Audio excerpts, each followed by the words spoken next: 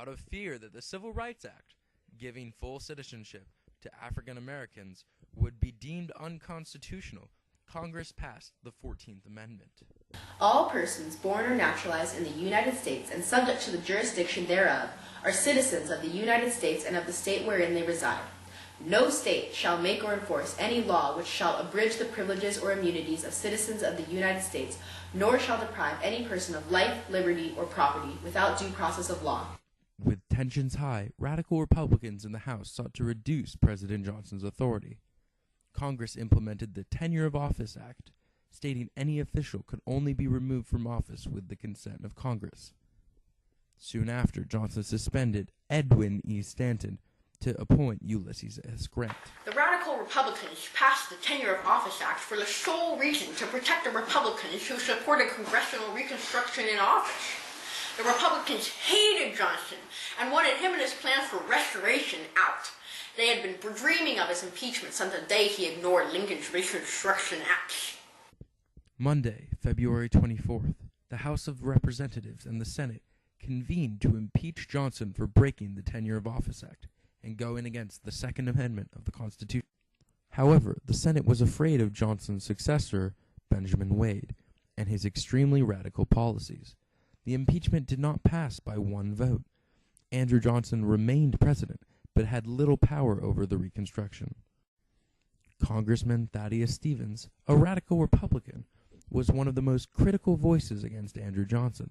As an author of the 14th Amendment and a member of the Joint Committee on Reconstruction, he believed that Southern states needed to give freed slaves equal rights.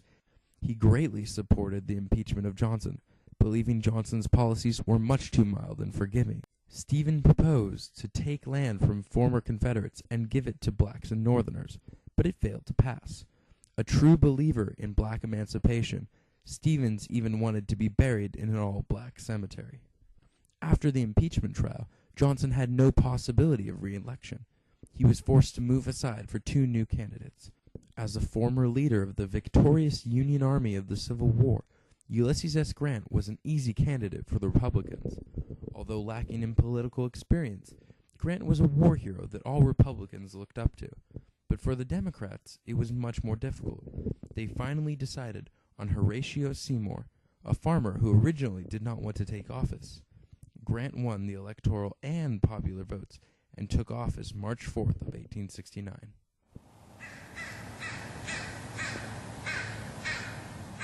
During the election of 1868, the Ku Klux Klan committed horrendous hate crimes against black and white Republicans, many of them who were known as scallywags, the white Southerners who supported the Republican Party. The KKK used violence and threats to keep them from voting for Grant. Made up of primarily former Confederates, the robed men called their Klan the Invisible Empire of the South. Because of this terrorist group, 1,000 African Americans in Louisiana alone were killed around the time of election.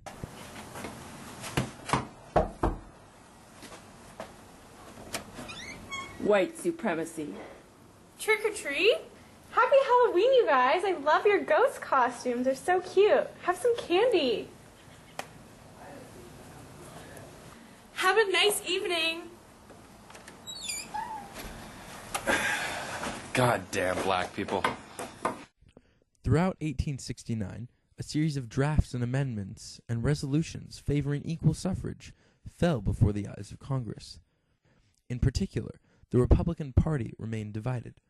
Radicals advocated for more universal suffrage, not limiting the voting rights of people based on property or literacy. However, the moderates favored suffrage only for black men, and the voting requirements be left to the state legislatures. The 15th Amendment to the Constitution was a heavily debated and controversial issue. Since the Emancipation Proclamation in 1863, freed blacks fought for equality.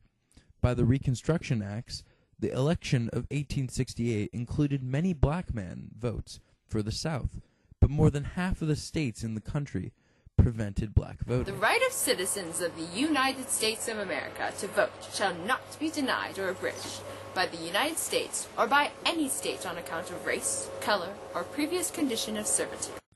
After many back-and-forth adoptions and defeats of the bill between the House and the Senate, Both finally agreed on the bill on February 25, 1869. The first ruling on the 14th Amendment occurred in 1873 with the slaughterhouse cases in Louisiana. On the grounds of public health safety, one meat packing company had been given a monopoly over the city of New Orleans' butchery business. Claiming that the charter violated the 14th Amendment, which bans states from denying any person life, liberty, or property without the ruling of law, several butchers sued. The U.S. Supreme Court ruled that the cases were a matter of state, not federal control, contradicting the intent of the 14th Amendment. The election of 1876 was a crisis unseen by any previous election. The Democrats' nominee was Governor Samuel J. Tilden of New York. He blamed Republicans for creating a corrupt centralism that subjected the South to the rapacity of carpetbag tyrannies. The Republican nominee was Rutherford B. Hayes of Ohio. He promised to support an efficient civil service system, prosecute bad officials, and create a system of free education. The election was filled with voting fraud. Tilden received about 250,000 more votes than Hayes did, but only got 184 electoral votes, one short of a win. Hayes received 164. However, in Florida, Louisiana, and South Carolina, 2 sets of electoral votes were returned, and in Oregon, the governor replaced a Republican elector with a Democrat. So the Republicans challenged the 20 electoral votes from these states. Congress, in an attempt to end the deadlock, created an electoral commission. The commission voted to give all 20 disputed votes to Hayes, giving him the win. The unhappy Democrats responded with a filibuster to block Hayes' inauguration. The Democrats and Republicans made a compromise in February of 1877.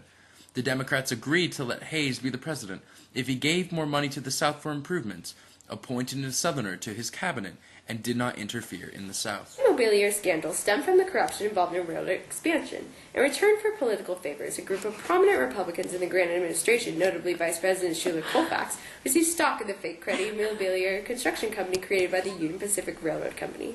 This allowed the Union Pacific stockholders to set aside public funds for the building of the Union Pacific Railroad. After the event went public in 1872, the vice president was politically ruined and 2 congressmen were censured. The Panic of 1873 had its origins in the switch from the silver standard to the gold standard in both America and Europe. In 1871, the German Empire switched from the gold standard to the silver standard, seriously driving down the price of silver. The United States chose to follow suit with the Currency Act of 1873, and this wildly devalued silver. Now, after the Civil War, the railroad companies had begun pushing west at an alarming rate, and so one of their major targets was the silver mining that was available in the West. When this was driven down, the wild over-speculation which had been poured into the railroad industry collapsed, just like other bubbles that have collapsed in American history, and led to a giant financial crisis.